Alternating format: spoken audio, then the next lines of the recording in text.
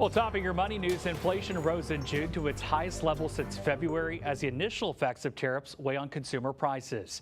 Kelly O'Grady reports from the New York Stock Exchange. Inflation is moving in the wrong direction. Consumer prices rose 0.3% on the month in June, up 2.7% from a year ago. That's the highest level in 4 months. The pressure pointing to one thing in particular. I think we're starting to see the impact of tariffs creep into this report. Prices were up for clothing, furniture, and toys, all tariff-sensitive items.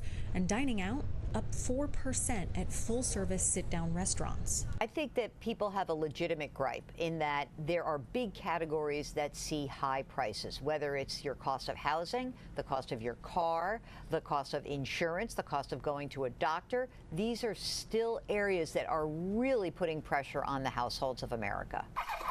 A real jolt in the CPI report, the price of coffee, up more than 13% from this time last year. Brian Jocelyn owns Mountain Phoenix Coffee Roastery in Salida, Colorado. He says he's managed to remain competitive despite raising prices 3 times over the past year.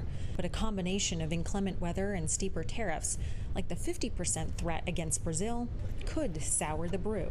Brazil has been known for years for essentially setting the pricing for the entire industry for the rest of the year. We are well positioned to wait to learn more. Tuesday's report supports the Federal Reserve's wait-and-see approach on interest rates, with the central bank unlikely to budge at its July meeting.